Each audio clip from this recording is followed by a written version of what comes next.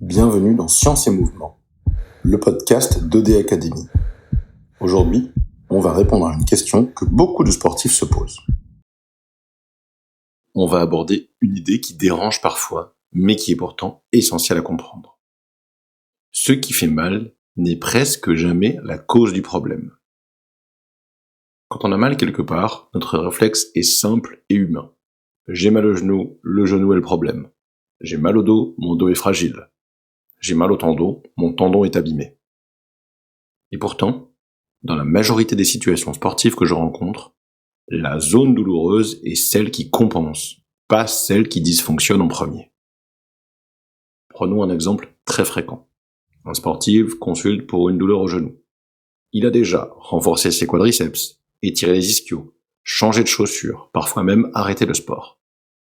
Mais quand on observe son mouvement, la hanche ne le stabilise pas, le bassin bascule, le pied s'effondre et ne propulse pas. Le genou fait simplement le travail des autres. Et comme il n'est pas conçu pour ça, il finit par envoyer un signal, la douleur. Pour comprendre ça, il faut changer de logique. Le corps humain ne fonctionne pas muscle par muscle, ni articulation par articulation. Il fonctionne en chaîne de mouvements. Quand tu cours, pédales, sautes, le pied capte et restitue l'énergie, la cheville adapte, le genou transmet, la hanche stabilise et propulse, le tronc organise l'ensemble. Si un maillon de la chaîne ne fait pas son rôle, un autre prend le relais.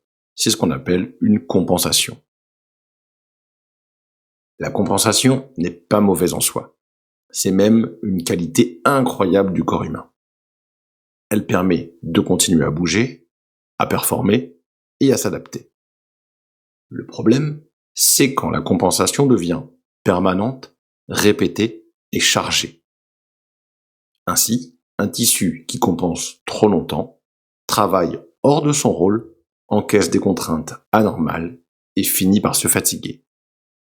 La douleur apparaît là où la charge déborde, pas là où le problème a commencé. Je vous donne plusieurs exemples. Premièrement, le coureur.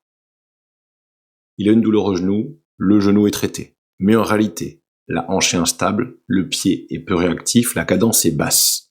Le genou subit une charge excessive de stabilisation, il devient le fusible.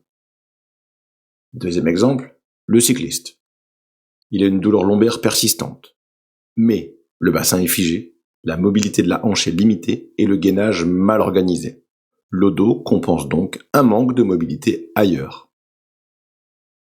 Troisième exemple, le renforcement. On a une douleur d'épaule. Mais l'omoplate est mal contrôlée, le thorax est rigide et la respiration est haute. L'épaule travaille sans base stable, donc elle compense. L'erreur la plus fréquente, c'est celle-ci. Vouloir corriger uniquement là où ça fait mal. Donc renforcer la zone douloureuse, ou étirer la zone douloureuse, ou reposer uniquement la zone douloureuse. Mais si on ne corrige pas l'organisation du mouvement, la répartition de la charge, la coordination globale, le problème reviendra sur une autre forme ou au même endroit. Chez ED Academy, on ne cherche pas à éteindre la douleur, on cherche à comprendre pourquoi elle est apparue, identifier la compensation et redonner à chaque segment son rôle. Ainsi, quand le pied refonctionne, le genou respire. Quand la hanche stabilise, le dos se libère. Quand le tronc organise, les extrémités souffrent moins. Le corps va mieux quand il travaille de façon cohérente. Si tu dois retenir 3 idées clés. Premièrement, la zone douloureuse est souvent une victime, pas une coupable. Elle paye pour les autres. Deuxièmement, le corps compense toujours avant de se plaindre. La douleur est tardive, pas précoce. Troisièmement, corriger le mouvement est plus efficace que traiter un symptôme. Donc, la prochaine fois que tu as mal quelque part, pose-toi cette question simple. Qu'est-ce que cette zone est en train de faire à la place des autres ? Dans le prochain épisode, on ira encore plus loin avec une question clé. Faut-il corriger sa technique ou laisser le corps s'adapter ? Bienvenue dans Science et Mouvement, le podcast d'ED Academy.